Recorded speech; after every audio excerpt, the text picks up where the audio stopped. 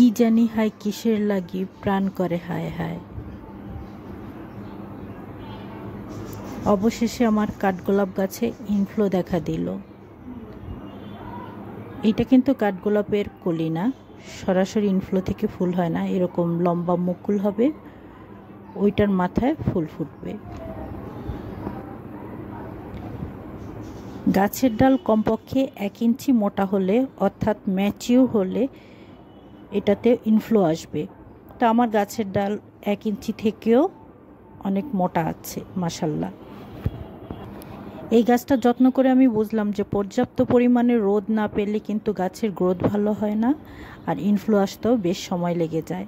আগে গাছের ডালগুলো ছায়াই ছিল, পরবর্তীতে আমি এনে রোদে দিয়েছি। তো ইনফ্লো আসার 1 সপ্তাহ পর আবার আমি এই ভিডিওটা করেছি।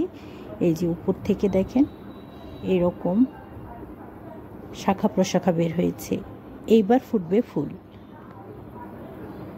তো আমার ফুল ফুটার একদম প্রাথমিক অবস্থা থেকে ভিডিও করার ইচ্ছা ছিল, রমজান চলে আসাতে আসলে হয়নি। সপ্তাহখানেক পরেই ফুলটা ফুটে গিয়েছে। তো এর আগের মুহূর্তের ভিডিওগুলো আসলে ধারণ করতে পারিনি, যেহেতু কাঠগোলাপ প্রথম ফুটেছে আমার বাগানে, তো এই জন্য আমি একটু বেশি এক্সাইটেড আর কি। কাঠগোলাপের অনেক ভ্যারাইটি আছে, প্রত্যেকটাই আকর্ষণীয়। এটা হচ্ছে থাইল্যান্ডের একটা ভ্যারাইটি। এই কাঠগোলাপকে অনেকে চাপা বলে, কাঠচাপা বলে, কাঠগোলাপ, গোলঞ্চ, বিভিন্ন নামে চেনে। প্রত্যেকটাই বললাম না আকর্ষণীয়, এবং প্রত্যেকটা থেকে একটা হালকা সুগন্ধ আসে।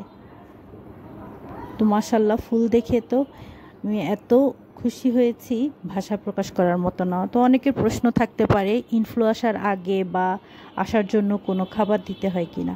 আমি তো কোনো খাবার দিলাম না, শুধুমাত্র পানি ছাড়া, তাও আবার খুবই অল্প পরিমাণে, কারণ কাঠগোলাপ গাছ পানি পছন্দ করে না।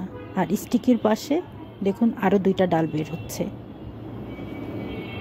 তো এই মুহূর্তে আমার ভিডিওটা যারা দেখছেন তাদের জন্য রইল অনেক শুভকামনা, অনেক ধন্যবাদ ভিডিওটা দেখার জন্য। তো আপনাদের যদি প্রশ্ন থাকে ডাল থেকে কিভাবে কাঠগোলাপের চারা তৈরি করা যায়, তাহলে কমেন্ট বক্সে আমাকে জানাতে পারেন। আমার এই গাছগুলো কিন্তু ডাল থেকে আমি নিজ হাতে চারা করেছি। একটা বড় সাইজের গাছ ছিল, ওটাকে 3 টুকরা করে 3টা গাছ করেছি। এই যে আরেকটা গাছ। কাঠগোলাপ 2বার পাতা ঝরে, কাঠগোলাপ গাছের শীতের সময় একদম সব পাতা ঝরে যায়, আবার ইনফ্লো আসার আগে দিয়ে পুরনো পাতাগুলো ঝরে নতুন পাতা গজায়। এই যে এই ডালটা তো ইনফ্লো এসেছে, মানে এই গাছটাতেও, এই গাছেরও 2টা ডাল, 2টা ডালের মাথায় ইনফ্লো এসেছে। তো 7 কি 8 দিন পরেই উপরে যে মুকুলটা সেটা হয়েছে, তারপর যথারীতি এই যে ফুল ফুটেছে। এই ফুল এখন প্রায় ঝরে যাওয়ারও সময় হয়ে গিয়েছে, ঝরে যাওয়ার আগে দিয়ে যে ফুলের কালারও চেঞ্জ হয়ে গেছে। ফুল বেশি পাওয়ার জন্য কাঠগোলাপ গাছ সাইজে বড় টবে দিতে হবে, আর রোপণের সময় মাটি থেকে বালুর পরিমাণ বেশি থাকতে হবে। অবশ্যই রোদে রাখতে হবে, প্রচুর রোদে রাখতে হবে। কাঠগোলাপ গরমের শুরু থেকে শীতের আগ পর্যন্ত ফুটতেই থাকে, আর এই কালারটা কিন্তু খুবই আকর্ষণীয়।